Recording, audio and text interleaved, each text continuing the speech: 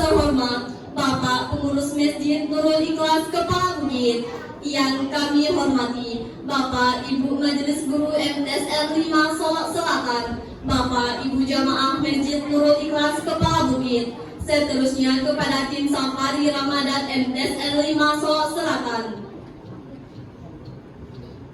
Pernahkah kita melihat perubahan yang terjadi pada kupu-kupu? Kupu-kupu yang terbang dengan sayap yang indah, seekor binatang yang lahir dalam keadaan paling rendah. Kehadirannya dianggap seolah sebagai bencana, dipandang dari yang lain, dari mata sebelah. Namun, apa setelah datangnya berkah?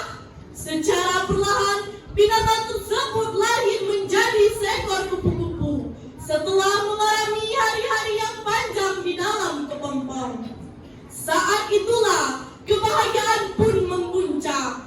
Kata kebahagiaan inilah yang akan membawa manusia menuju kesejahteraan hakiki. Untuk apa kaya tapi hidup sebatang kara? Untuk apa terhormat tapi susah bertobat? Untuk apa terpandang tapi sering hidup meradang? Mending bahagia asalkan sejahtera. Kesejahteraan adalah impian bagi setiap umat. Umat mana yang tidak ingin kehidupannya sejahtera? Kami kah? Dia kah? Mereka kah? Saya yakin kita semua ingin kehidupan yang sejahtera. Betul? Hadirin rahimakumullah.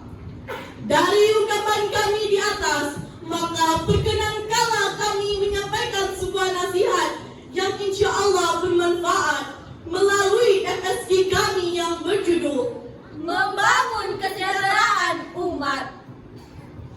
Ada sebuah kisah Al-Quran yang menceritakan tentang Nabi Yusuf yang dilemparkan ke dalam sumur oleh saudara-saudaranya sendiri, disusul pemenjaraan oleh penguasa Mesir. Semua itu merupakan jalan yang harus dia tempuh untuk menuju puncak kebesaran dan kemuliaan sebagai Nabi. Setelah sekian lama berpisah dan bercerai-berai, banyak ajaran dan hikmah yang dapat kita petik dari pengalaman hidup Nabi Yusuf yang pahit itu. Di antaranya ialah bahwasanya penderitaan seseorang yang nampaknya merupakan suatu musibah dan bencana, pada hakikatnya merupakan rahmat dan berkah yang masih terselubung pada penderitaannya. Hadirin rahimakumullah. Allah berfirman dalam Quran Surah Al-Anbiya ayat 107 yang akan dibacakan oleh qari'ah kita sebagai berikut. A'udzu billahi minasy syaithanir rajim. Bismillahirrahmanirrahim.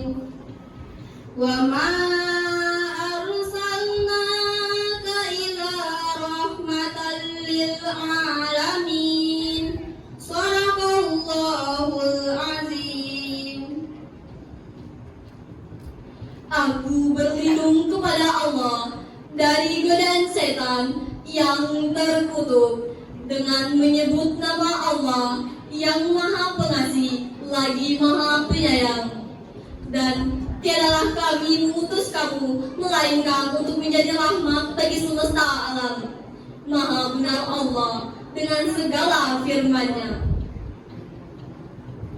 Kata rahmat menurut Ibnul Qayyim Al-Jauziyah dalam tafsir Ibnul Qayyim, sebagaimana yang kami kutip, yaitu pendapat yang lebih benar dalam menafsirkan ayat ini adalah bahwa rahmat di sini bersifat umum. Dalam masalah ini terdapat dua penafsiran. Yang pertama, alam semesta dapat bermanfaat dengan diutusnya Nabi Muhammad Sallallahu Alaihi Wasallam. Yang kedua, Orang yang mengikuti beliau dapat meraih kemuliaan di dunia dan di akhirat sekaligus. Hadirin rahimakumullah. Lantas, bagaimanakah Islam tersebut dapat membangun kesejahteraan umat?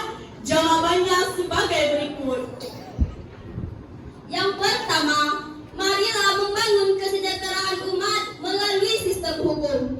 Hukum yang dimaksud adalah dengan mengikuti 4 sumber hukum Islam, yaitu yang pertama, Al-Quran, yang kedua, Sunnah Rasul, ketiga, Qiyas, dan yang keempat, Ijma.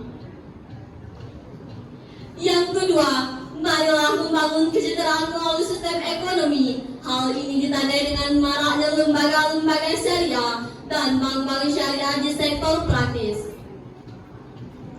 Yang ketiga, marilah kita membangun kesejahteraan umat melalui sistem politik. Menurut Bapak Profesor Quraish Shihab, agama harus mampu mengarahkan kehidupan menuju masyarakat yang adil, makmur, dan sejahtera di bawah naungan maghfirah Allah. Yang dalam Al-Quran diungkapkan dengan baldatun thayyibatun wa rabbun ghafur. Menurutnya, ada 3 peran agama dalam mewujudkan hal demikian. Yang pertama, agama hendaknya menjadi kekuatan pendorong bagi peningkatan kualitas sumber daya manusia. Yang kedua, agama hendaknya memberikan kepada individu dan masyarakat sebagai pendorong untuk meningkatkan partisipasi karya dan kreasi masyarakat. Yang ketiga, agama dengan nilai-nilainya harus mampu berperan sebagai isolator yang menghambat seseorang dari segala penyimpangan. Namun, manakala kesejahteraan telah menghampiri kita, khususnya bagi semua umat muslim, lantas apa yang harus kita lakukan? Tentu kita dilarang untuk terlalu bergembira dan melampaui batas. Dan jangan pernah berputus asa apabila belum merasa sejahtera. Hadirin rahimakumullah.